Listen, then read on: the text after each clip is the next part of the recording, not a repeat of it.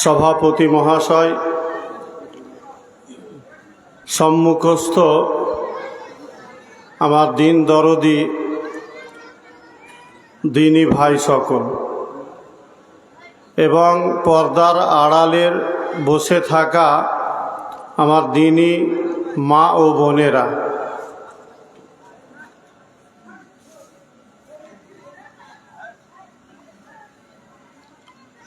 সময় খুব বেশি নয়, অল্প সময়। এই অল্প সময়ের ভেতরে আমি খুব সংক্ষেপে কিছু কথা আলোচনা করব। আপনাদের কাছে অনুরোধ জানাবো, যেই দুটো কথা বলবো মনোযোগ দিয়ে কথাগুলো শোনার এবং বুঝার চেষ্টা করবেন। তবে মামরাজপুর গ্রামের জালসা আর সভাতে লোকজনের সমাগম যেমনটা আমি ভাবছিলাম সেই হিসাবে কম মনে হয়েছে। হয়তো যেমন পাটের শাক তেমন লোকড়ি, যেমন মসজিদ তেমন লোক। মসজিদও তো দেখলাম ছোট্ট করে মসজিদ, 3 লাইন 3টা কাতার আছে, তাতেও আবার মেহরাব নাই। 1 লাইন ইমাম সাহেব দাঁড়াতে গিয়েও মার খেয়ে যায় ওখানে। তো যাই হোক, মসজিদ ছোট আর বড় বলে কথা নাই। মসজিদ মানেই একটা বড় কিছু। মসজিদ মানেই আল্লাহর কাছে এক বিরাট জিনিস।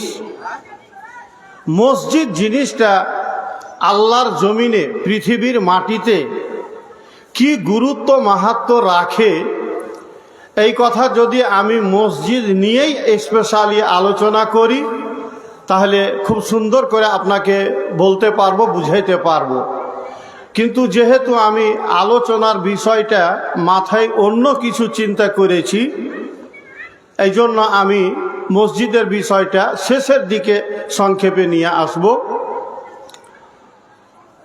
চিন্তা আলোচনার কথা যেটা বললাম, রাস্তায় ডাকবাংলা থেকে টোটোতে আস্তে আস্তে চিন্তা করলাম।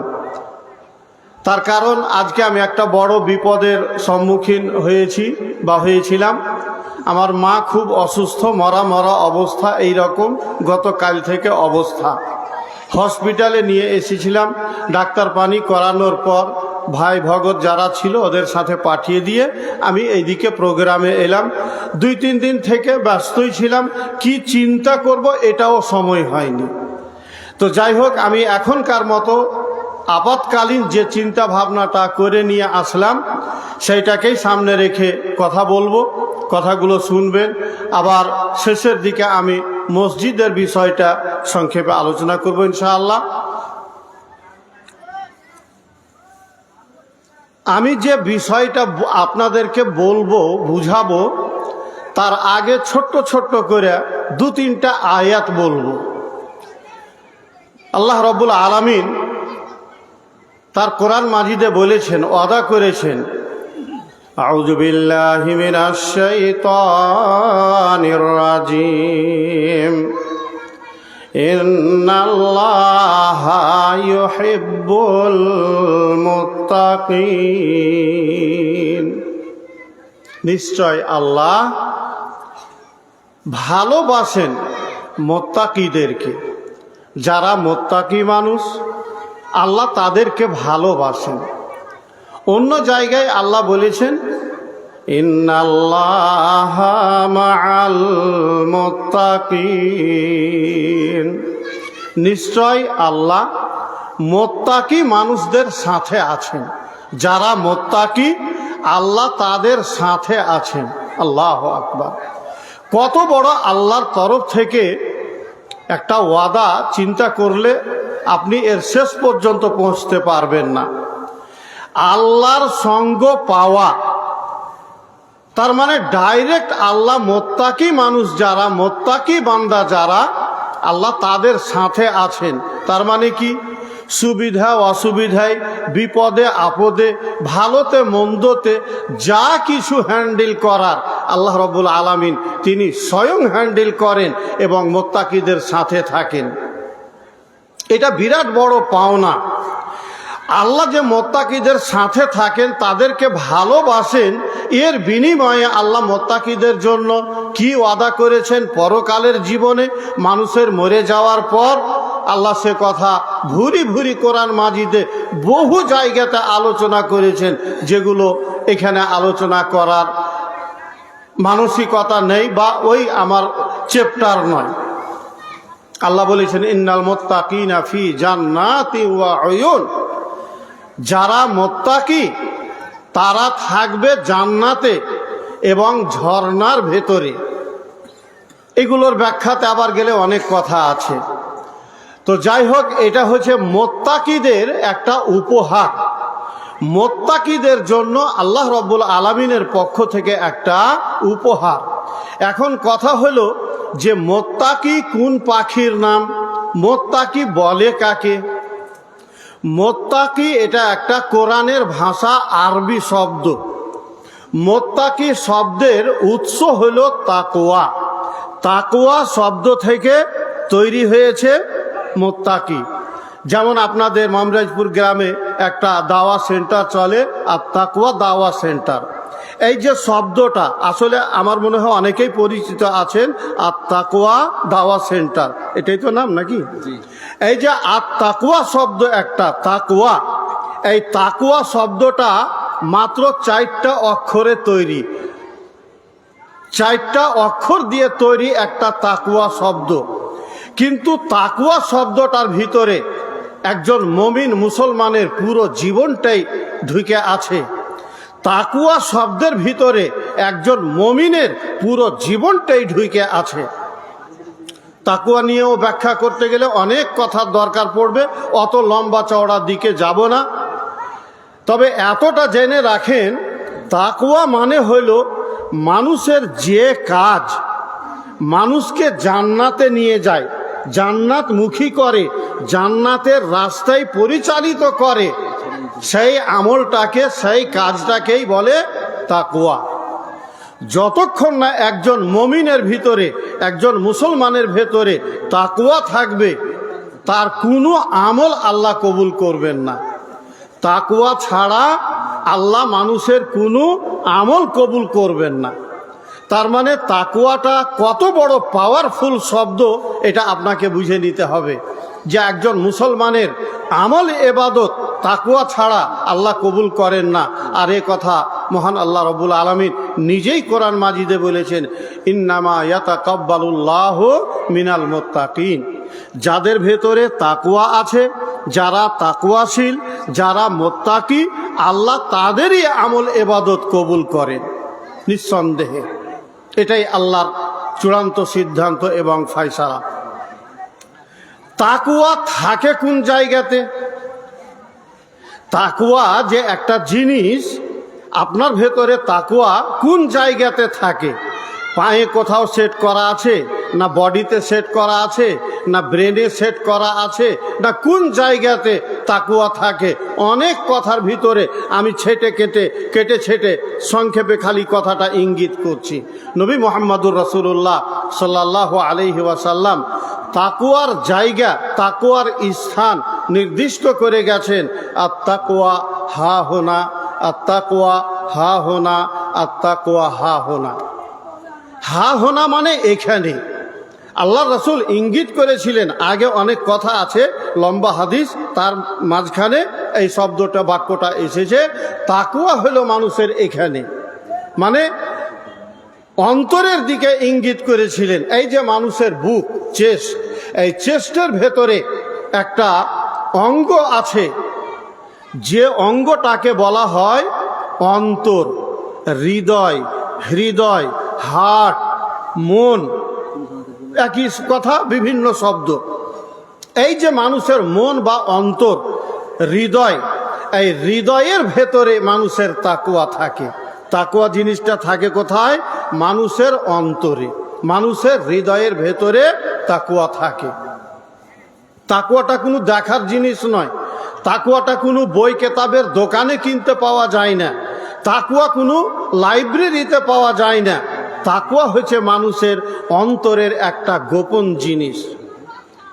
মানুষের শরীরের যতগুলো অঙ্গ প্রত্যঙ্গ আছে, মাথা থেকে নিয়ে ব্রেন থেকে নিয়ে পা পর্যন্ত শরীরের প্রত্যেকটা অঙ্গ প্রত্যঙ্গকে পরিচালিত করে এই তাকওয়া।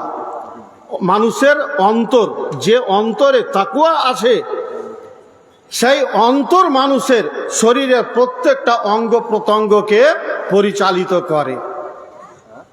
এখন শর্টকাট করছি কথা। তাকওয়ার বিপরীত শব্দ আছে একটা, যেমন প্রত্যেক জিনিসের একটা বিপরীত শব্দ থাকে। রাতের বিপরীত হলো দিন, এইভাবে আলোর বিপরীত হলো অন্ধকার। ওই রকম তাকওয়া শব্দের একটা বিপরীত শব্দ আছে, সেই শব্দটা হইল হাওয়া। সেই শব্দটা হইল হাওয়া।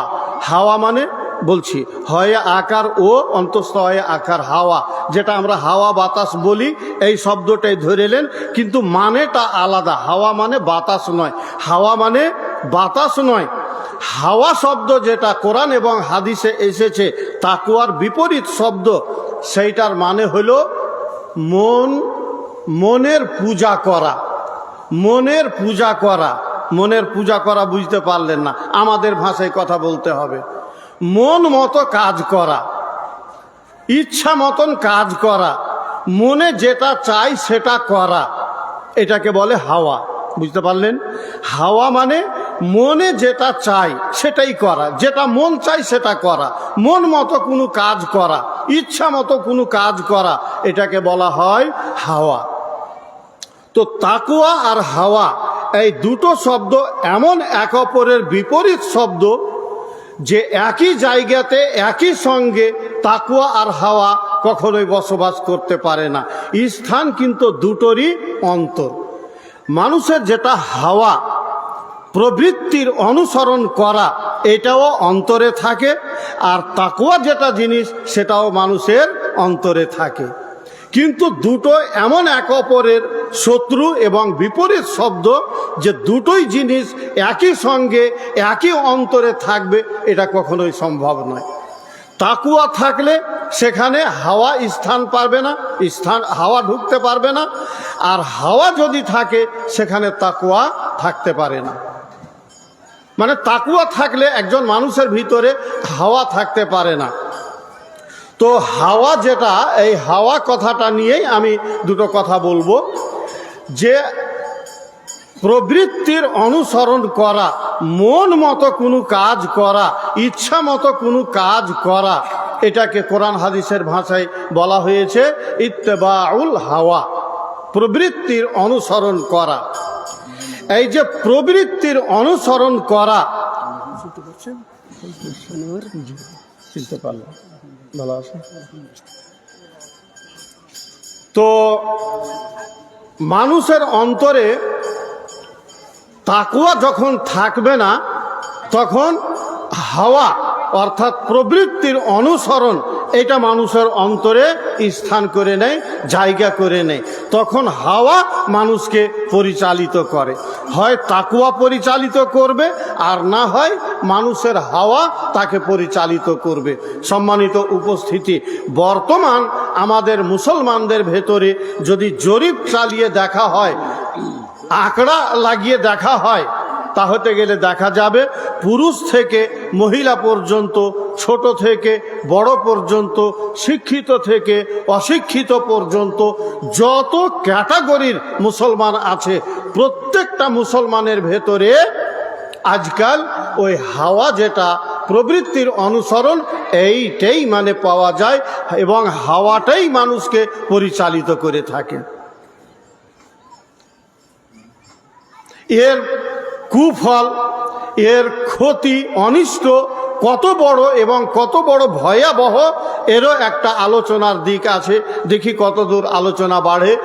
তো সম্মানিত উপস্থিতি, একজন মানুষ যখন মনের দাস হয়ে যায়, প্রবৃত্তির গোলাম হয়ে যায়, মানে প্রবৃত্তি তাকে যেমন বলে তেমনভাবে সে চলে, কাজ করে।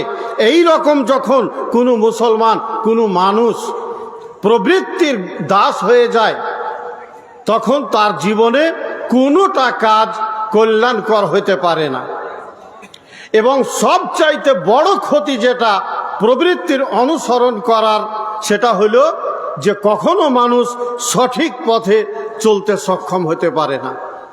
আল্লাহ এবং আল্লাহর রাসূল আমাদের মুসলমানদেরকে যে সেরাতে মুস্তাকিম, সরল পথ, সঠিক পথে চলার নির্দেশনা দিয়েছেন, এবং সেই কাজের জন্যই যিনি আমাদেরকে সৃষ্টি করেছেন, যার সৃষ্টির রহস্যই হলো মানুষদের আল্লাহ এবং আল্লাহর রাসূলের বাতলে দেওয়া, বলে দেওয়া পথে চলা।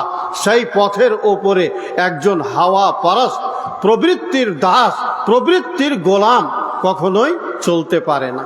এটা হচ্ছে সবচাইতে বড় ডেঞ্জার ক্ষতি একজন মুসলমানের জীবনে। এই জন্য আজ থেকে বহুকাল আগের কথা, হযরত দাউদ আলাইহিস সালাম একজন অতি বিশ্বস্ত, নির্ভরযোগ্য এবং আল্লাহর মনোনীত পছন্দনীয় একজন নবী এসেছিলেন, দাউদ আলাইহিস সালাম। হযরত দাউদ আলাইহিস সালামকে আল্লাহ তাআলা দুইটা জিনিস দিয়েছিলেন। হযরত দাউদ আলাইহিস সালামকে আল্লাহ দুটা জিনিস দিয়েছিলেন। একটা দিয়েছিলেন শাসন ক্ষমতা, মানে তিনি পৃথিবীর বুকে রাজা, বাদশাহ, প্রধানমন্ত্রী, শাসক যাই বলেন, তিনি ছিলেন শাসক। তিনি ছিলেন শাসক। শাসক হিসাবে দেশের রাজত্ব বা ক্ষমতা আল্লাহ রাব্বুল আলামিন উনাকে অর্পণ করেছিলেন। আর দ্বিতীয় যেটা মহাগুণ হযরত দাউদ আলাইহিস সালামের ভেতরে আল্লাহ রাব্বুল আলামিন দিয়েছিলেন, সেটা ছিল বিচার জ্ঞান, বিচার করার ক্ষমতা। মানুষদের ভেতরে বিচার কেমন করে করতে হবে, এই দুটো জিনিস মহান আল্লাহ রাব্বুল আলামিন হযরত দাউদ আলাইহিস সালামকে দিয়েছিলেন। জি ভাইজানেরা, আপনারা উঠে উঠে চলে যাচ্ছেন, তার মানে সুর দিয়ে বক্তব্য করব তবেই ভালো লাগবে নাকি? সুর দিয়েও পারবো বক্তব্য করতে, কিন্তু ওটা বক্তব্য লাইন আলাদা আছে। সম্মানিত ভাইরা আমার, অনুরোধ করছি যেয়েন না। ছোট্ট একটা মজলিস বা সভা, সুন্দর সাজিয়ে গোছিয়ে বসে আছেন, বসে থাকেন আল্লাহর রাস্তায়। আধ ঘন্টা সময়, বেশি সময় না, আধ ঘন্টা। কথা বলছিলাম যে আল্লাহ রাব্বুল আলামিন হযরত দাউদ আলাইহিস সালামকে এই দুটা গুণ দিয়েছিলেন বা দুটা জিনিস দিয়েছিলেন। সেই কথা আল্লাহ কোরআন মাজিদে সূরা সদের 26 নম্বর আয়াতে আলোচনা করেছেন। আমি যে আয়াতটা সর্বাগ্রে পড়েছিলাম, আউযু বিল্লাহি মিনাশ শাইতানির রাজিম, ইয়া দাউদ ইন্না জাআলনাকা খলিফাতান ফিল আরদ। আল্লাহ বলছেন, হে দাউদ, আমি আপনাকে গোটা পৃথিবীর প্রতিনিধি বানিয়েছি। প্রতিনিধি মানে অ্যাসিস্ট্যান্ট। আল্লাহ তিনি নিজের অ্যাসিস্ট্যান্ট, প্রতিনিধি হিসাবে দাউদ আলাইহিস সালামকে পৃথিবীর ক্ষমতার মালিক বানিয়েছিলেন। সারা পৃথিবীর ক্ষমতার মালিক বা পৃথিবীর রাজা, বাদশাহ বানিয়েছিলেন দাউদ আলাইহিস সালামকে। তো আল্লাহ হচ্ছেন মেন। আল্লাহ তো আর জমিনে নেমে এসে মানে দায়িত্ব পালন করবেন না। আল্লাহ নবীদেরকে দিয়ে তার বিধান, আইন, কানুন যত যাবতীয় এই পৃথিবীর বুকে পাঠান এবং সেটা বাস্তবায়িত করার আদেশ দিয়ে থাকেন। তো আল্লাহ বললেন, হে দাউদ, আমি তোমাকে এই পৃথিবীর প্রতিনিধি বানিয়েছি, পৃথিবীর প্রতিনিধি বানিয়েছি। ফাহকুম বাইনান নাসি বিল হক। অতএব দাউদ, মানুষদের ভেতরে তুমি বিচার করবে, তুমি ফায়সালা করবে ন্যায়সঙ্গতভাবে, মানে সুবিচার করবে, সূক্ষ্ম বিচার করবে মানুষদের ভেতরে। তার মানে আল্লাহ তাআলা হযরত দাউদ আলাইহিস সালামকে এক বিচার ক্ষমতা দিয়েছিলেন, বিচার জ্ঞান দিয়েছিলেন। মানুষদের বিবাদে, ঝগড়া ফাসাদে তিনি মানুষদের ভেতরে মীমাংসা করতেন, বিচার সালিশ করতেন। এই জ্ঞান, এই ক্ষমতা আল্লাহ দাউদ আলাইহিস সালামকে দিয়েছিলেন। তারপরে আল্লাহ রাব্বুল আলামিন যে কথাটা বলছেন, এই কথাটাই হচ্ছে মেন কথা, যেটা আমি আপনাদেরকে বলতে চাইছি। আল্লাহ বললেন, দাউদ, আমি আপনাকে পৃথিবীর খলিফা বানিয়েছি, প্রতিনিধি বানিয়েছি, পৃথিবীর ক্ষমতা দায়িত্ব আপনাকে দিয়েছি। অতএব আপনি মানুষের ভিতরে বিচার করবেন, সূক্ষ্মভাবে, ন্যায়সঙ্গতভাবে বিচার করবেন। ওয়ালা তাত্তাবিল হাওয়া, মনে প্রবৃত্তির অনুসরণ করবেন না, মনে যা চায় তাই আপনি করবেন না। ফায়ুদিল্লাকা আন সাবিলিল্লাহ, তা না হলে মনের বা প্রবৃত্তির অনুসরণ করা, এটা আপনাকে আল্লাহ থেকে, মানে আল্লাহর রাস্তা থেকে পথভ্রষ্ট করে দিবে, আল্লাহর রাস্তা থেকে এটা আপনাকে দূরীভূত করে দিবে। তাহলে এখানে একজন বিচারক, যে লোকটা বিচার করবে, যে লোকটা সালিশ করবে, যে বিচারক হবে, তার ভেতরে একটা মূল বৈশিষ্ট্য, একটা মূল গুণ যেটা থাকা দরকার, সেই বৈশিষ্ট্যটা বা গুণটা হলো মনের প্রবৃত্তির অনুসরণ না করা। কোনো বিচারকের ভিতরে যদি প্রবৃত্তির অনুসরণ থাকে, তাহলে সে বিচারক কখনো ন্যায় বিচার করতে পারবে না, কখনো সূক্ষ্ম বিচার করবে না, কখনো সে হক বিচার করবে না, ন্যায়সঙ্গতভাবে বিচার করবে না।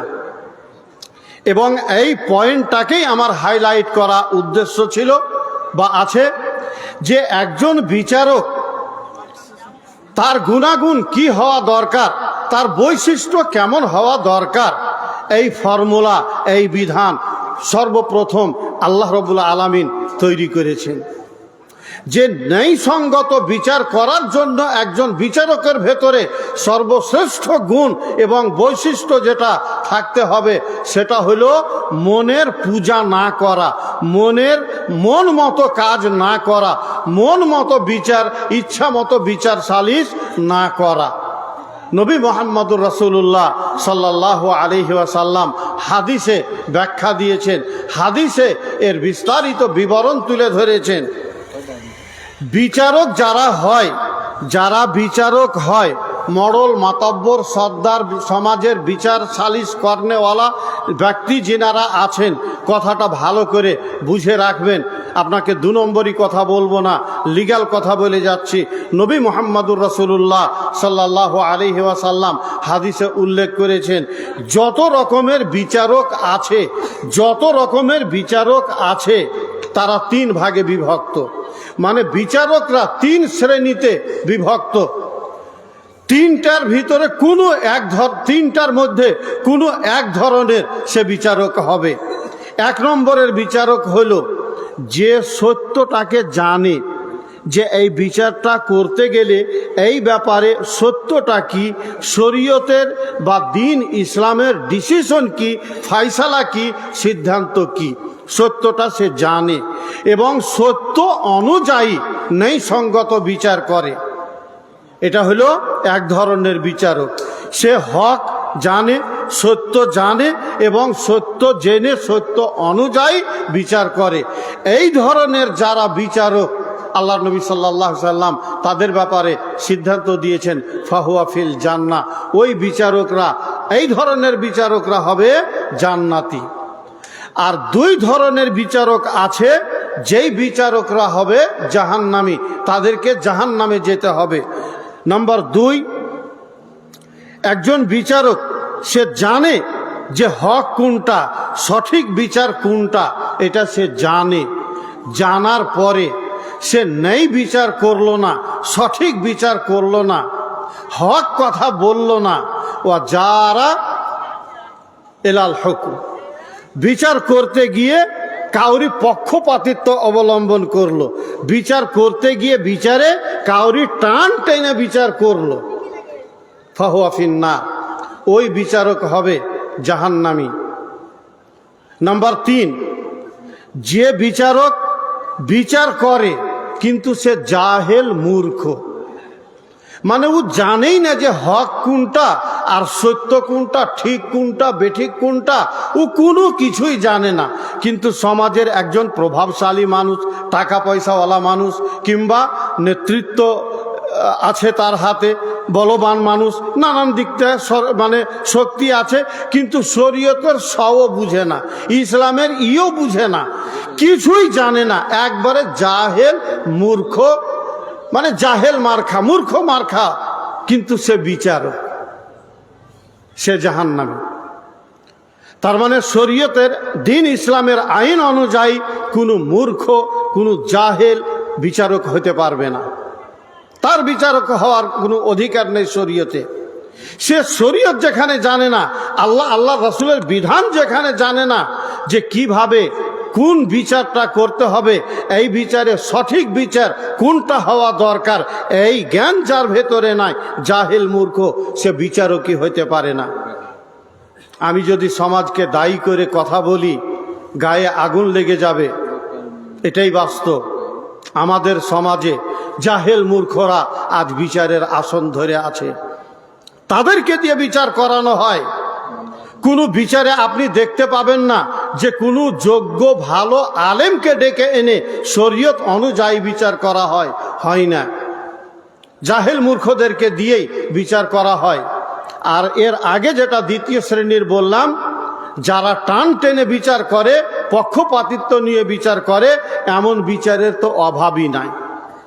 বিচারকের সম্পর্কে হয়তো খালু লাগে, মামু লাগে, চাচা লাগে, কোনো আত্মীয়, একে বাঁচাতেই হবে যেমন করে হোক, 5টা 10টা মিথ্যা সাক্ষী খাড়ো করে নিয়ে গায়ের জোরে বিচার করে দোষীকে নির্দোষী করে দিল, আর নির্দোষীকে দোষী করে দিল, পক্ষ নিয়ে টান টেনে বিচার করে চলে গেল, উঠে গেল, কাউরি কিছু করার বলার থাকলো না। সমাজ, আমি আপনাকে বলে রাখছি, আপনার শক্তির বিপরীতে হয়তো দাঁড়ানোর ক্ষমতা নেই, আপনার হয়তো করে কেউ কিছু নিতে পারবে না, কিন্তু আল্লাহর কসম করে বলছি, রাত্রিকালে বলছি, কথা মেমোরিতে লোড রাখবেন, আল্লাহর দরবারে যেদিন আপনার বিচার হবে, আর বাকি দুনিয়ার বিচার থাক, এই বিচারের বিচার আপনি কেমন করে দিবেন, আল্লাহর কাছে হিসাব দিবেন, এটাই আপনার জন্য বড় দায় হয়ে যাবে, এটাই আপনার জন্য বড় দায় হয়ে যাবে। এবং হযরত দাউদ আলাইহিস সালামের ঘটনাটা আমি যে কথাটা শুরু করেছিলাম, ওই কথার শেষ দিকে আল্লাহ রাব্বুল আলামিন খুব কঠিনভাবে তাদের শাস্তির উল্লেখ করেছেন। যারা মনের বা প্রবৃত্তির অনুসরণ করে, মনের পূজা করে, ইচ্ছা মতো যারা কাজ করে, বিচার করে, শাসন করে, তাদের জন্য রয়েছে কঠিন শাস্তি। লাহুম আযাবুন শাদীদ, তাদের জন্য কঠিন শাস্তি আছে। কেন কঠিন শাস্তি? বেমা নাসু ইয়াউমাল হিসাব, এই জন্য যে তারা হিসাবের দিনটাকে ভুলে গেছিল, হিসাবের দিনে যে তাদেরকে হিসাব দেওয়া লাগবে এ কথা তারা ভুলে গেছিল।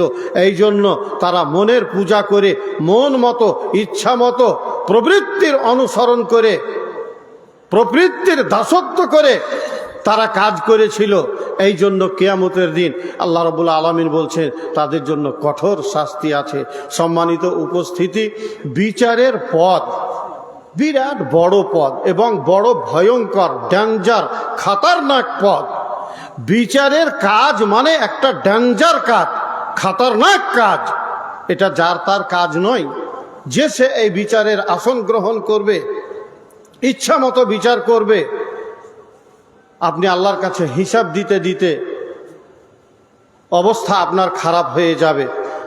তো কথা হলো, এখানে সমাজে যত রকমের যা চলছে এই সবগুলো নিয়ে খুব খুলে খুলে কথা বলতেও আমি একটু ইতস্তত বোধ করছি, কিন্তু আপনারা যথেষ্ট বুঝতে পারছেন। আমি যে 2-3টা পয়েন্ট উল্লেখ করলাম, আমার পয়েন্টগুলোর সাথে মানে আল্লাহর নবীর হাদিসের সাথে আমাদের সমাজ ব্যবস্থা মানে বিচার ব্যবস্থা সমাজের, এগুলো মিলিয়ে নেবেন। এবং যারা ওই কাজে নিয়োজিত থাকেন বা আছেন বা ওই কাজ করেন, তারা সতর্ক হয়ে যাবেন, সাবধান হয়ে যাবেন। আল্লাহ রাব্বুল আলামিনের কাছে বাঁচার কোনো উপায় থাকবে না। এই প্রসঙ্গে আপনাকে আমি আরও একটা পয়েন্ট ইঙ্গিত করে দিই, আপনার স্ত্রী, আপনার 4টা বিয়ে করার অধিকার আছে। এবার সেখানে হয়তো আপনি 2টো বিয়ে করেছেন কিংবা 3টে বিয়ে করেছেন, আপনার স্ত্রী 2টা বা 3টা, জয়টা স্ত্রী আপনার থাকবে। প্রত্যেকটা স্ত্রীর সাথে আপনাকে ন্যায্যভাবে কাজ করতে হবে। প্রত্যেকটা স্ত্রীর ভেতরে সমতা বজায় রাখতে হবে, ইনসাফ বজায় রেখে আপনাকে চলতে হবে। কোনো রকমের টান টানা চলবে না। বিচার সালিসের কথা থাক, আপনার স্ত্রীদের ভেতরে কোনো রকমের আপনি দুনজর, অবিচার, অমূলক কোনো আচরণ করতে পারবেন না, কোনো কাজ করতে পারবেন না। আপনাকে ন্যায় বিচার করতে হবে, স্ত্রীদের ভেতরে ন্যায় বজায় রাখতে হবে, সমতা বজায় রেখে আপনাকে সংসার করতে হবে। তা না হলে নবী মুহাম্মদুর রাসূলুল্লাহ সাল্লাল্লাহু আলাইহি ওয়াসাল্লামের বিধান, যারা 2 স্ত্রীর ভেতরে ন্যায় বজায় করে না, ইনসাফ বজায় রাখে না, অবিচার করে, একজনের সাথে ভালো সম্পর্ক আর একজনের সাথে কোনো সম্পর্কই নেই, তাকে ছেড়ে দেওয়ার মতো ছেড়ে দিয়েছে, শুধু নামের স্ত্রী হিসাবে আছে। এই রকম আচরণ যারা স্ত্রীদের ভেতরে করবে, স্ত্রীদের সাথে করবে, কিয়ামতের দিন ওই স্বামীটা, ওই লোকটা আল্লাহর কাছে যখন দাঁড়াবে, তখন তার টেঁড়া বেঁকা মুখ করে দাঁড়াবে। তাকে দেখেই মানুষেরা বুঝে নিতে পারবে যে এই লোকটা দুনিয়ার বুকে তার স্ত্রীদের ভেতরে অবিচার করেছিল। একবারে গলা টেঁড়া, গর্দন টেঁড়া, বেঁকা, টেঁড়া মুখ করে দাঁড়াবে। মালা শিক্ষহু, তার একটা সাইড পুরো বেঁকা হয়ে যাবে, টেঁড়া হয়ে যাবে। এর জন্য এই শাস্তি যে সে স্ত্রীদের ভেতরে ইনসাফ করেনি, সমান চোখে দেখেনি। তা হতে গেলে আপনার ইচ্ছা মতো, মন মতো যদি আপনি কাজ করেন, দুনিয়া করেন, তা হতে গেলে বড় ভয়াবহ শাস্তি আপনার জন্য অপেক্ষা করছে। উদাহরণ দিয়ে কথা বুঝাইতে গেলে বিষয়টাকেও বলা হবে, আপনার ভেতরে কিছু সংশোধনও আনার একটা প্রচেষ্টা করা হবে। আর একটা উদাহরণ দিই, আল্লাহ এবং আল্লাহ রাসূলের বিধান হইল, বেটা বেটিদের ভেতরে আপনাকে সমান ভাগ দিতে হবে, সমান ভাগ করতে হবে। বেটিদের জন্য অর্ধেক, বেটাদের জন্য ডবল। অনেক বাপ গার্জেন আছে যারা বেটা বেটিদের ভেতরে এই অবিচার করে, এই ইনসাফ করে না। কেমনভাবে? যেগুলো ভালো ভালো মেন দামি জায়গা বা জমি, সেইগুলো বেটাদের নামে লিখে দেয়, আর বেটিদের নামে ওই লিখা কাগজের মতো পড়ে সড়ে থাকা, এই বেটিদের কপালে জুটে। বেটিদের বিয়ে দিয়ে দিয়েছি, ছেলেদের নামে বাড়ি লিখে দেওয়া হয়, অনেক কিছু অবিচার করা হয়। এটা হচ্ছে মানুষের ইচ্ছা মতো কাজ করা। আল্লাহর রাসূল আপনার ওপরে আছেন, কিভাবে আপনি চলবেন প্রত্যেকটা বিধান খুব স্পষ্ট করে আল্লাহর রাসূল মানুষদেরকে বলে দিয়েছেন, জানিয়ে দিয়েছেন, শিখিয়ে দিয়েছেন।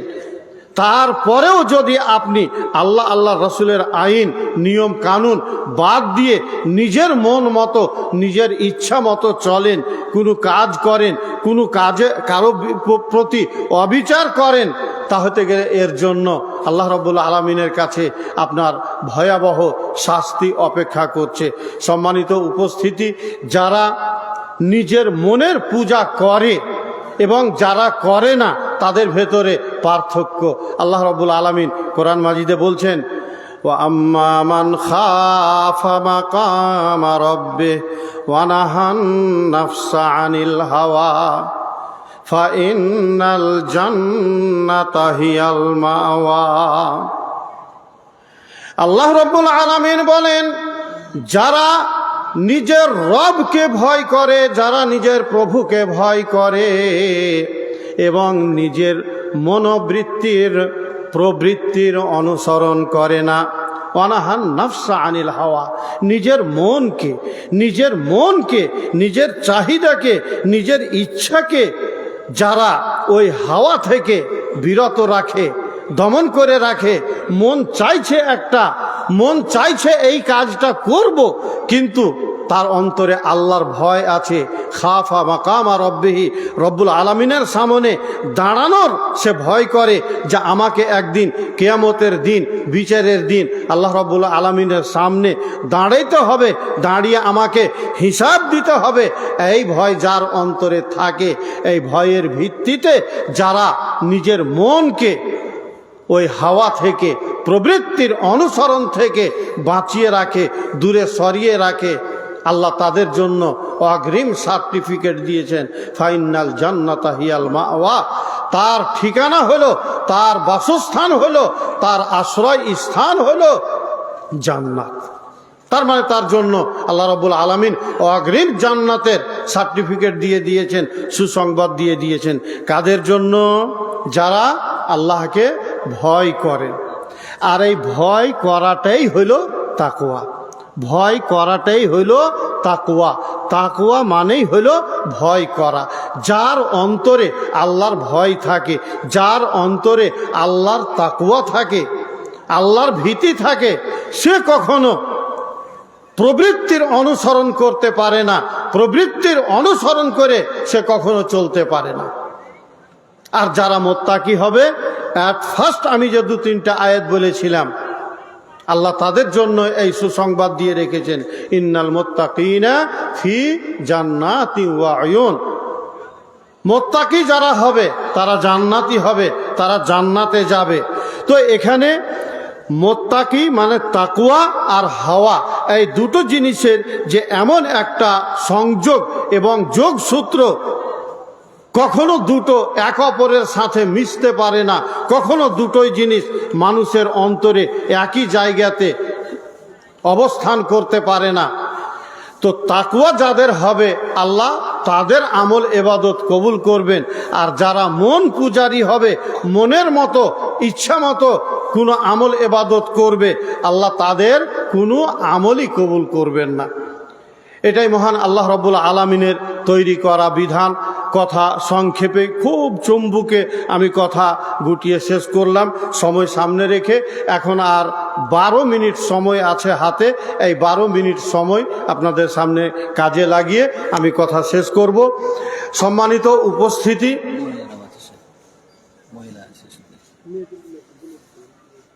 জি, এইসব জালসাগুলোতে মহিলাদের বিষয়টাই বেশি সামনে রাখা ভালো। মানে মা বোনরা সাধারণত দূরে থাকে, বঞ্চিত থাকে। তো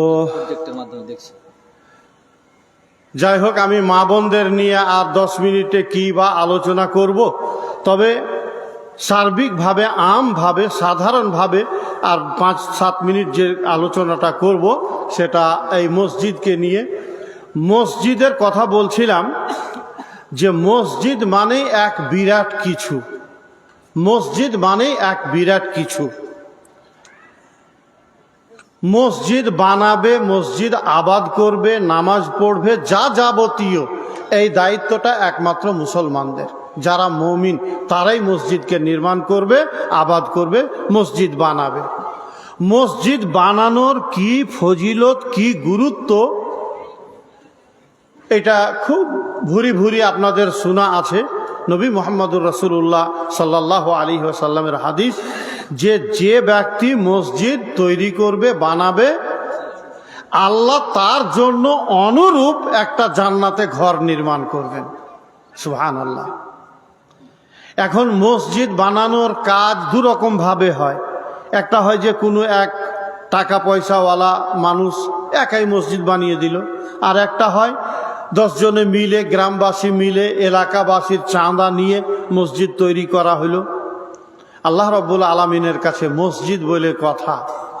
মসজিদ বানানোর কাজে যদি 1 লক্ষ মানুষ অংশগ্রহণ করে, গোটা মুর্শিদাবাদের লোক যদি কোনো মসজিদ বানানোর কাজে সহযোগিতা করে, সামর্থ্য অনুযায়ী ইখলাসের সাথে, আন্তরিকতা, একনিষ্ঠার সাথে মসজিদের জন্য কেউ যদি 10 টাকা দান করে, সেও মসজিদ নির্মাণকারীর অন্তর্ভুক্ত। কথাটা মাথায় রাখবেন, বুঝে রাখবেন। কেউ 1 লাখ টাকা দিল, 1000 দিল, 10,000 দিল, যে যেমন দিল, সবাই মিলে জুলে যে দানটা দেয়, তো ওখানে সকলেই মসজিদ নির্মাণকারী অন্তর্ভুক্ত। সকলেই মসজিদ নির্মাণকারী বলে ওখানে আল্লাহর কাছে লিস্টেড হবে, আল্লাহর লিস্টে তার নাম লেখা হবে যে এই লোকগুলা মসজিদ নির্মাণ করেছিল। অতএব যারাই মসজিদ নির্মাণের কাজে অংশগ্রহণ করবে, সহযোগিতা করবে, ইনশাআল্লাহ আল্লাহ তাকে প্রতিদান হিসাবে, বদলা হিসাবে জান্নাত মাঝে তার জন্য একটা ঘর নির্মাণ করবে। কিন্তু এর পাশে আবার কিছু ব্যাক সাইডের কথা আছে, ওইগুলো বলতে গেলে আবার তখন মসজিদে হবে না। তো যেজ্ঞা এখন বানানোর কথাটাই বলছি, আপনারা বানানোর জন্য আল্লাহর ঘর, আল্লাহর মসজিদের জন্য যে টাকাটাই দিবেন সেটাই আল্লাহর কাছে গ্রহণযোগ্য হবে এবং আল্লাহ তার যে প্রতিদান, সে প্রতিদান দিবেন। মসজিদ বানানোর কাজটা কত বড় মহান, কত বড় মহৎ, এই জিনিসটা আপনাকে বলতে গেলে, বুঝাতে গেলে বেশ লম্বা সময়ের দরকার হবে। শর্টকাটে খালি বলছি, নবী মুহাম্মদুর রাসূলুল্লাহ সাল্লাল্লাহু আলাইহি ওয়াসাল্লাম এবং সাহাবায়ে কেরাম মক্কায় ছিলেন। প্রথমত ইসলামের জন্ম মক্কার মাটিতে, মক্কা থেকেই ইসলাম আলো ছড়িয়েছিল। কিন্তু মক্কার লোকেরা আল্লাহর নবীকে ওখানে থাকতে দেয়নি, এত জুলুম অত্যাচার করেছিল, মুসলমানদের ওখানে জায়গা হয়নি।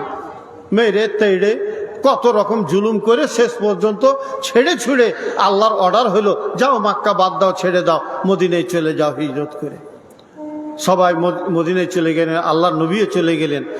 মদিনায় যাওয়ার পর সর্বপ্রথম কাজ নবী মুহাম্মদুর রাসূলুল্লাহ সাল্লাল্লাহু আলাইহি ওয়াসাল্লাম যেটা সম্পাদন করেছিলেন সেটা ছিল মসজিদ নির্মাণের কাজ। সেটা ছিল মসজিদ নির্মাণের কাজ।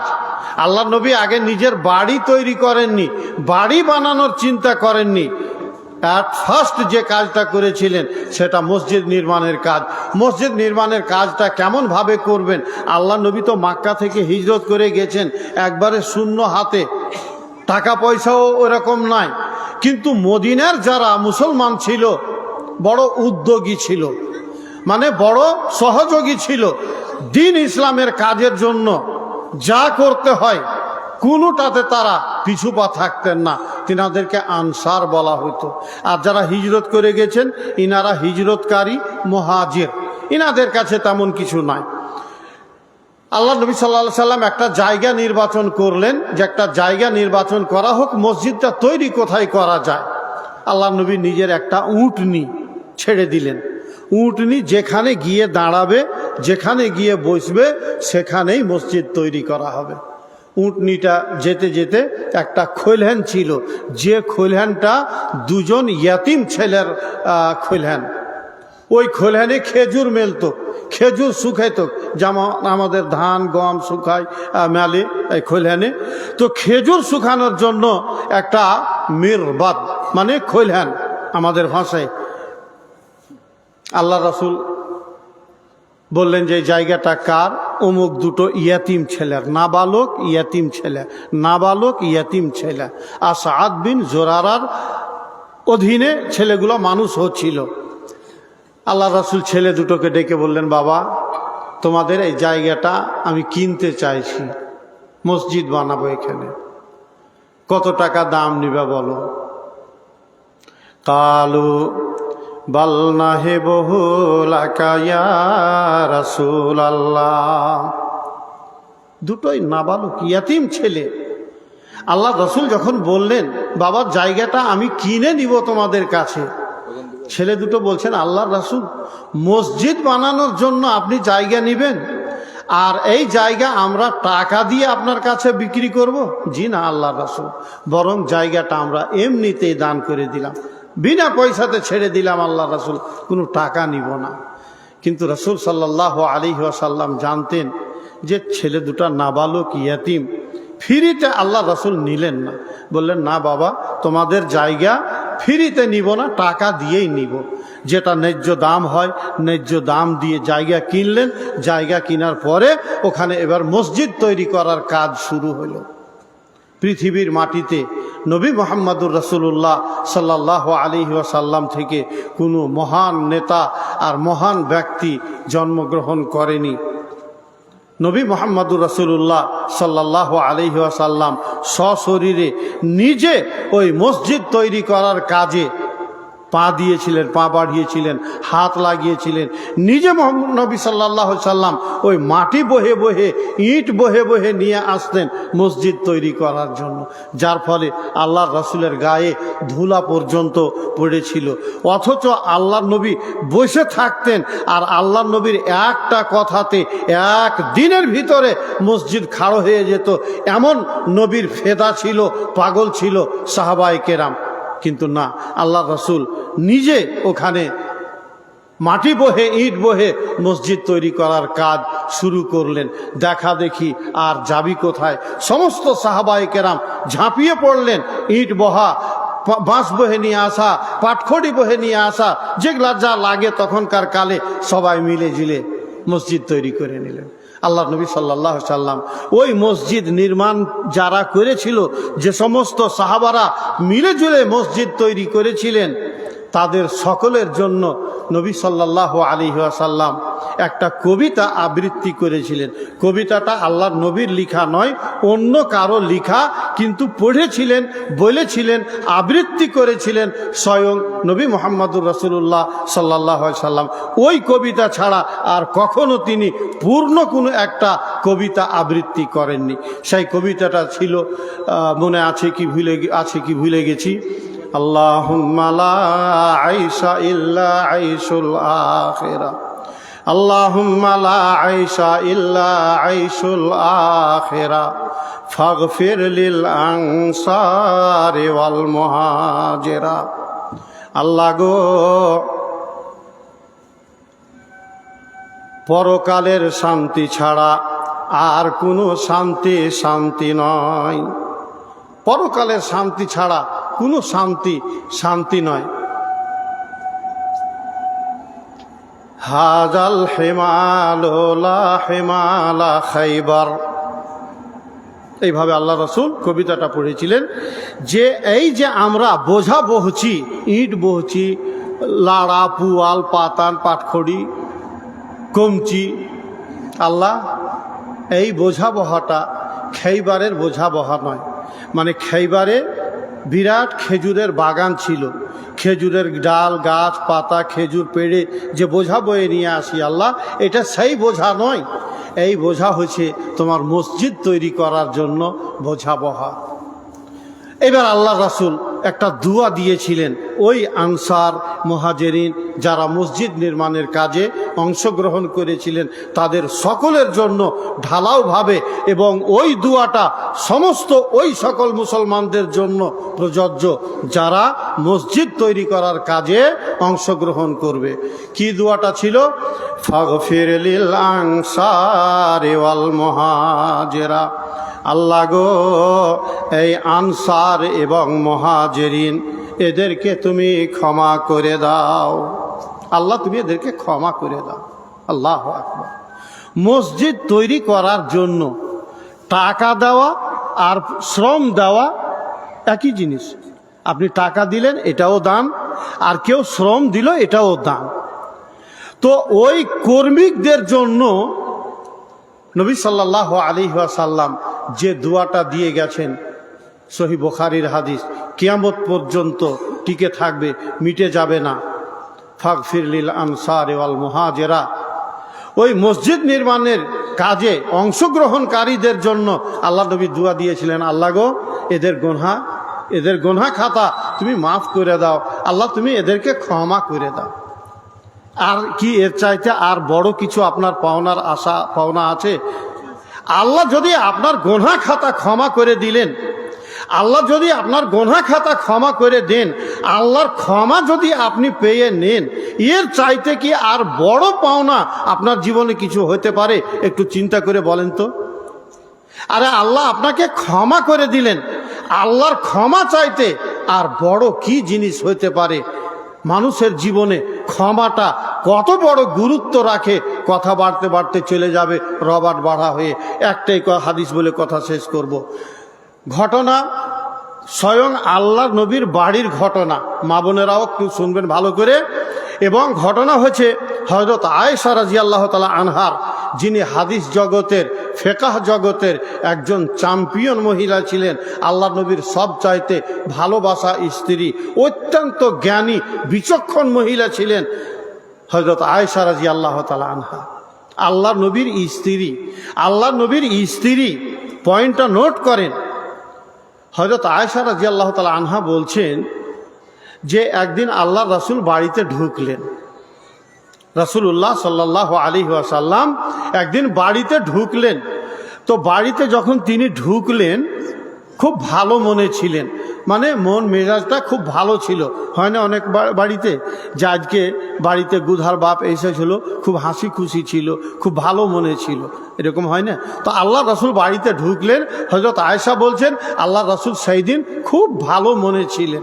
আল্লাহ নবীকে এই ভালো মনে, খুশি মনে দেখে আমি আল্লাহ রাসূলের কাছে একটা জিনিস পাওয়ার জন্য আবদার করলাম। একজন স্ত্রী তার স্বামীর কাছ থেকে কিছু পাওয়ার জন্য আবদার করতে যেছে, আবদার করতে চলেছে। কি জিনিসটার আবদার করছেন শুনলে আপনারও জ্ঞান ঠিক থাকবে না, হতবাক হয়ে যাবেন।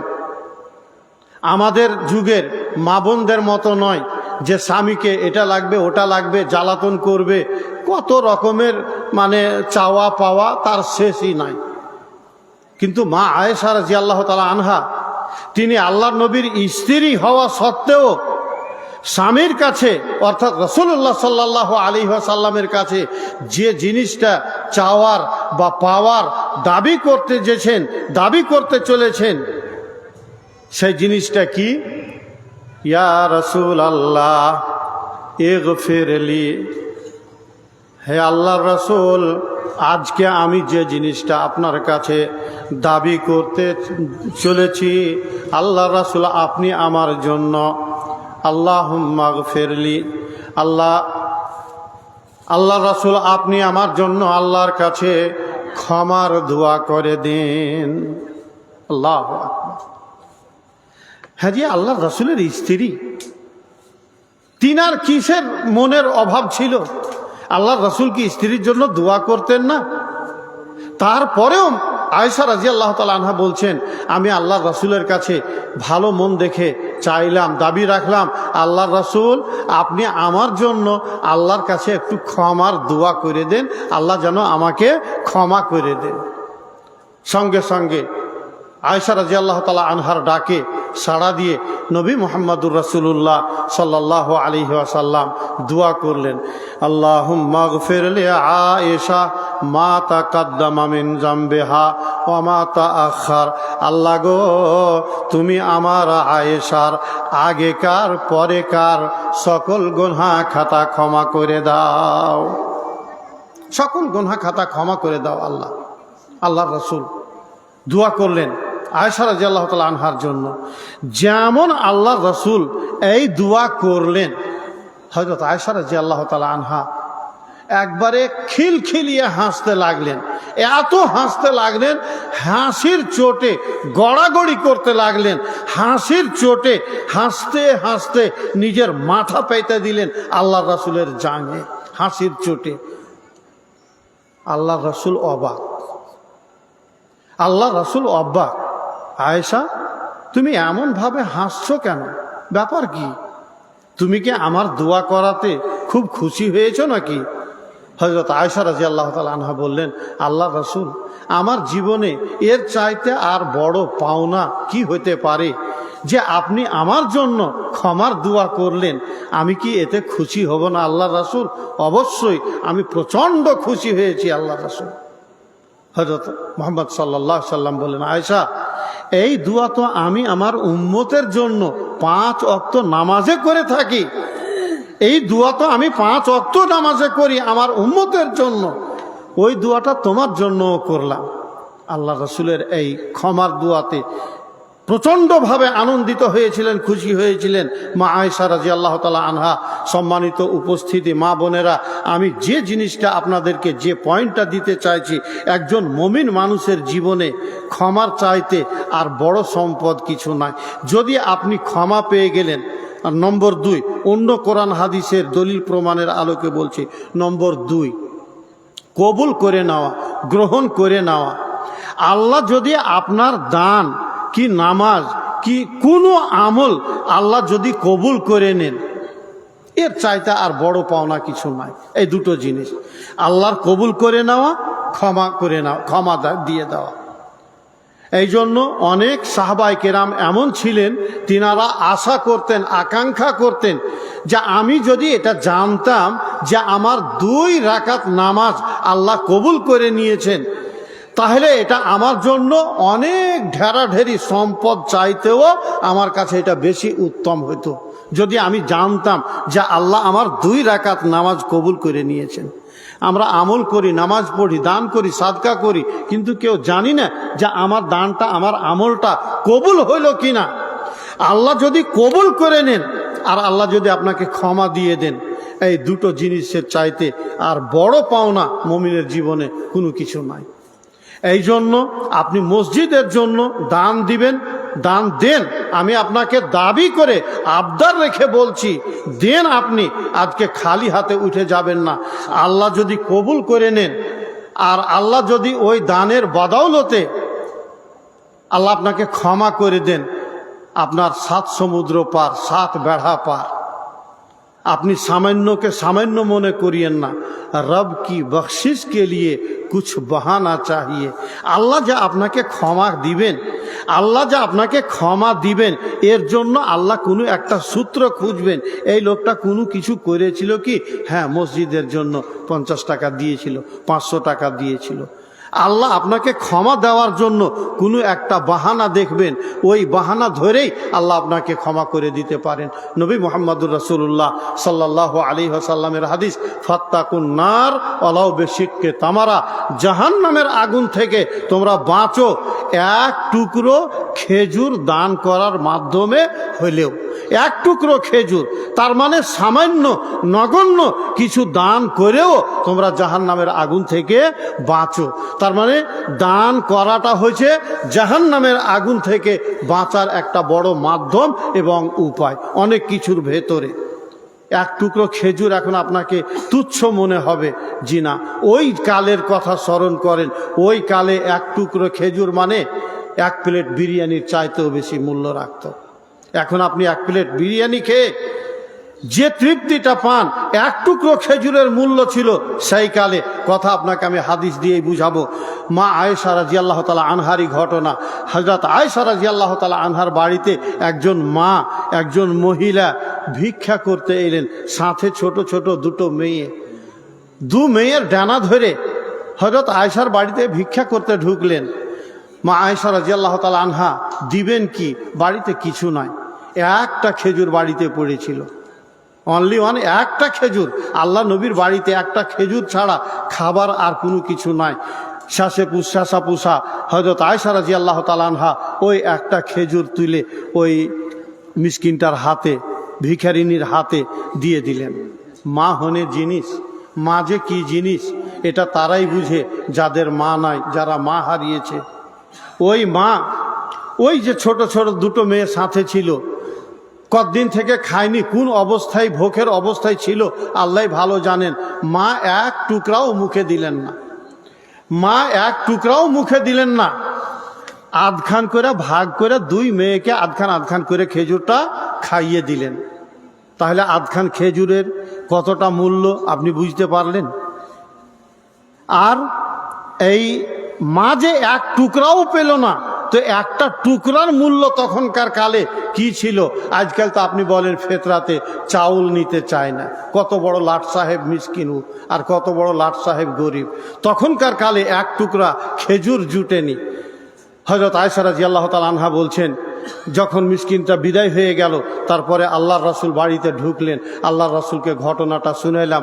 তখন আল্লাহর রাসূল বললেন, আয়েশা, যাকে আল্লাহ কন্যা দিয়েছে, বেটি দিয়েছে, সেই মা বাপরা যদি ওই বেটিকে ভালোভাবে লালন পালন করে আলাদা হওয়া পর্যন্ত মানুষ করে গড়ে তুলে, কিয়ামতের দিন আল্লাহ তার জন্য জান্নাত বরাদ্দ করে রেখেছেন। সম্মানিত উপস্থিতি, কথা বাড়তে বাড়তে বেড়ে গেল। আমি বলছিলাম যে জাহান্নাম থেকে এক টুকরা খেজুর দান করার মাধ্যমেও আপনি বাঁচার চেষ্টা করবেন। আর অনেক কথা আছে পারিপার্শ্বিক, সেই দিকে আর যাচ্ছি না, সময় লম্বা হয়ে গেল। নির্ধারিত একটা সময় আছে আজকের সভার। তো যাই হোক, আমি এখন শেষের বেলায় মা বোনদের তরফ থেকে আর সবারই কাছে আমার সামনে যারা বসে আছেন, আজকাল মানুষ 300 টাকা কেজি মাংস কিনে খায়, এমন কোনো পরিবার নাই যে মাংস খায় না। এত আল্লাহ সুখ দিয়েছে, মাছ, ইলিশের মাছ আর আজকালকার বাজারে 200, 300, 500 টাকা কোনো অর্থ রাখে না। আপনারা যদি শুধু মনটা একটু বড় করেন তো মন খুললেই আপনারা দিতে পারবেন। আমি আপনাদের কাছে অনুরোধ করছি, আবদার রাখছি, কেউ আল্লাহর বান্দা খালি হাতে উঠে যাবেন না। 10 টাকা থাকলে আপনি 10 টাকাই দিয়ে যান, আমার হাতে দানগুলো দিয়ে যান। শেষের বেলায় যৌথভাবে আমি আমার সকল ভাই এবং মা বোনদের জন্য দোয়া করব। মা বোনদের কাছ থেকে দানগুলো নিয়ে আসার কোনো ব্যবস্থা আছে কি? জি, ওখানে যারা ব্যবস্থায় আছেন মা বোনদের কাছ থেকে দানগুলো কিছু কিছু করে জোগাড় করে নিয়ে আসেন। সকালে আর হবে না, আলোচনা হবে। জি, এখন আপনারা একটা সমাজ তৈরি হয়ে আছে যে সকাল বেলাতে আদায় হয়, তখন মা বোনরা বেশিরভাগ দিয়ে থাকেন। তো এই জালসাতে সকালে কোনো আদায় হবে না মা বোনেরা, অতএব আপনারা এখনই যে যা দিবেন দেওয়ার কাজটা শেষ করে ফেলেন, সেরে নেন। আর যারা আছেন সবাই এক এক করে উঠে আসেন। ভাইরা আমার, সম্মিলিতভাবে নয়, যৌথভাবে সকলের জন্য মোট সারা আল্লাহর কাছে আমরা দোয়া করব। আল্লাহ যেন আপনার দান কবুল করেন আর আল্লাহ যেন ক্ষমা করেন। মাশাআল্লাহ, জাযাকাল্লাহ খায়র। তো একটু সহযোগিতার হাত বাড়ান, আশা করি সবার কাছে আছে। আর যদি নাও থাকে তো অন্তত আপনি বলে দিন যে আমি কালকে 200 টাকা দিয়ে দিব কি 500 টাকা দিয়ে দিব, কিন্তু দেন। এই মাহফিল থেকে মসজিদের জন্য না দিয়ে কেউ উঠে যাবেন না দয়া করে, আমি এটা আবদার রাখছি, আপনাদের কাছে অনুরোধ করছি। আসুন আল্লাহর হস্তে তাহলে দোয়াটা সেরে নিয়ে আজকের আলোচনা সভা শেষ করে দেওয়া হবে। বেশি রাত করলে আবার মানুষের ঘুমানোর সমস্যা, ফজরে উঠার সমস্যা। মাশাআল্লাহ, বারাকাল্লাহু ফিক। জি, উঠে আসেন। দেখেন, আমি দোয়া করতে পারি, আল্লাহ আমাকেও ওই ক্ষমতা দিয়েছে। ওই যে গজাল গেয়ে গেয়ে মানে ছন্দ করে করে দোয়া পড়ে না, ঢের করেছে এগুলো, ভালোই পারি আমি আলহামদুলিল্লাহ, কিন্তু করব না এগুলো। এখন বর্তমান সমাজ বিষাক্ত হয়ে গেছে। 40 বছর আগে যে আদায়ের পদ্ধতি ছিল, 10 টাকা দান দিলে উমুক দিয়ে, এখন দোয়া করছে আল্লাহ তাকে পিঁধাইও লয়ে লয়ে শাড়ি, লাল্লা পিঁধাইও তাকে লয়ে লয়ে ব্লাউজ। এই যে ফাজলামু শুরু করেছে সমাজে এখন, মানে আদায়ের নামে, এগুলো নিয়ে কথা বলতে গেলেও অনেক কথাই আছে। তো ওইদিকে আর কথা বাড়াবো না। তবে আন্তরিকভাবে অন্তর থেকে সবাইকে নিয়ে দোয়া করব, আল্লাহ যেন আপনাদের দানগুলো কবুল করেন এবং এর বিনিময়ে আল্লাহ যেন আপনাদের সকল দানকারীদের গুনাহ খাতাগুলো ক্ষমা করেন, মাফ করেন। এই দোয়া করব ইনশাআল্লাহ। সকলে আসেন, দানগুলো দিয়ে যান। এবং দেখেন, দোয়া আপনার জন্য করা হোক আর না হোক, একটা বিশ্বাস এবং ভরসা রাখেন। আপনাকে আমি একবারে 100তে 100% গ্যারেন্টি দিয়ে বলছি, এমন কোনো লোক নাই যে 10 টাকা দান দিলেন, 500 টাকা দান দিলেন আর ওর জন্য আমি নাম নিয়ে দোয়া করলাম না, তো তার দানটা যে বাদ হয়ে যাবে, আল্লাহে সুম্মা আল্লাহে, ওর দান মিস যাবে না।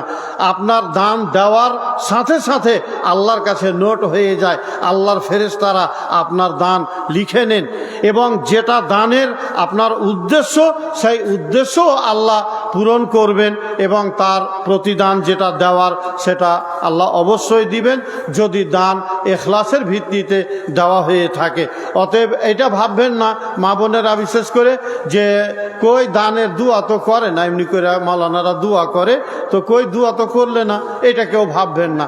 আসল কথা হলো আপনার নিয়ত, আপনার উদ্দেশ্য, আপনি কোন উদ্দেশ্যে দানটা করলেন, আল্লাহ সেটা যদি কবুল করে নেন ওটাই আপনার জীবনের সবচাইতে বড় পাওনা। আল্লাহ যেন আমাদের মা বোন এবং ভাই বাবাজি যারাই আল্লাহর ঘর মসজিদ তৈরি করার জন্য যে যেমনই দান করছে এবং করবে, আল্লাহ যেন সকলের দান কবুল করেন এবং তার যথাযথ প্রতিদান আল্লাহ দিন। এই দোয়া করে আমরা সভার কাজ শেষ করবো ইনশাআল্লাহ। অতএব আর দেরি না করে 2-4 মিনিটের ভেতরে এখন যারা বাকি আছেন, যারা দিয়েছেন অসুবিধা নেই, আলহামদুলিল্লাহ দিয়েছেন, যারা দেননি আমি তাদেরকে অনুরোধ করছি যে আসেন, যেই যা দিবেন ফটাফট দিয়ে এই কাজটা সেরে নেন। মা বোনরা আপনাদেরকে তো দেখার কোনো উপায় নাই, বাইরে দিলেও দিতে পারেন, না দিলেও চলে যেতে পারেন, বুঝার কোনো কায়দা নেই। কিন্তু আমি আপনাদের কাছে অন্তর থেকে অনুরোধ করছি যে আপনারা যদি সাথে নিয়ে এসেছেন তো ঘুরে যাবেন না, না হলে 10টা টাকাও আপনি মসজিদের জন্য দিয়ে যান, আর না পারেন তো কালকে ছেলেদের হাতে দিয়ে পাঠিয়ে দিবেন, যারা দায়িত্বশীল আছে তাদের কাছে কালকেও আপনি পাঠিয়ে দিবেন। কিন্তু দিবেন না এরকম যেন কেউ করবেন না। এটা আপনার কাছে জালসা শোনার ফি চাইছি না, বরং আপনার পরকালের পুঁজি হিসাবে আপনাকে আমি অনুরোধ করছি যে এটা একটা পরকালের জন্য আপনার জমা থাকবে, আপনার একটা ব্যালেন্স থাকবে ইনশাআল্লাহ। অতএব আর কেউ বাকি যদি আছেন তো তাড়াতাড়ি কিছু দিয়ে যান, মা বোনরাও দিয়ে যান, একই কথাই বারবার ঘুরিয়ে বলছি। তো ইনশাআল্লাহ এখন এই আলোচনার কাজ, সভার কাজ সমাপ্ত করা হবে।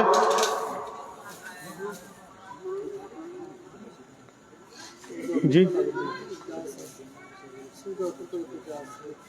সমাপ্ত করুন। জি, তাহলে এখনকার মতো যিনারা আছেন আমার মনে হয় প্রায় লোক দিয়েছেন, আর যারা দেননি তারা অবশ্যই কালকে হলেও দিবেন। মসজিদের কি কাজ কাম আছে সেটা যেন সমাধান হয়ে যায়। মসজিদ তো একটা লিল্লাহি জিনিস, মানে কাউরি ব্যক্তিগত সম্পদ নয়, এটা কাউরি বাড়ি বাগান নয় যে কেউ নিজে থেকে একাই তৈরি করে দিবে। ওই রকম হয়তো বিত্তবান মানুষও নাই যে সম্পূর্ণ খরচ বহন করে মসজিদ করে দিতে পারবে। অতএব আমাদেরকে মিলে ঝুলে দিয়েই কাজটা উঠাইতে হবে, যে কাজগুলো বাকি আছে সেগুলো যাতে সম্পন্ন হয়ে যায়, এই জন্য আপনারা সকলেই অংশগ্রহণ করবেন।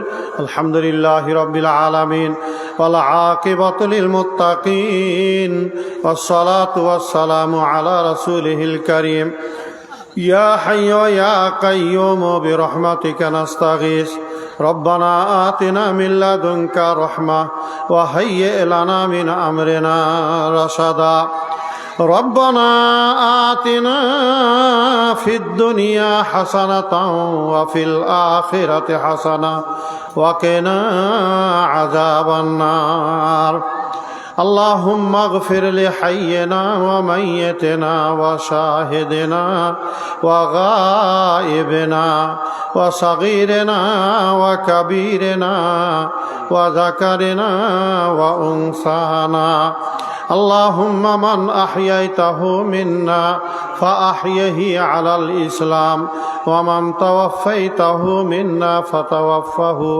فتوفه على الإيمان اللهم لا تحرمنا أجره ولا تفتنا بعده আল্লাহ গো, যে সমস্ত তোমার বান্দা বান্দিরা তোমার ঘর মসজিদ নির্মাণের জন্য অল্প বিস্তর কম বেশি যে যেমনই সহযোগিতা করেছে, মসজিদের কাজের জন্য অংশগ্রহণ করেছে, আল্লাহ তুমি তাদের দান সাদরে গ্রহণ করে নাও।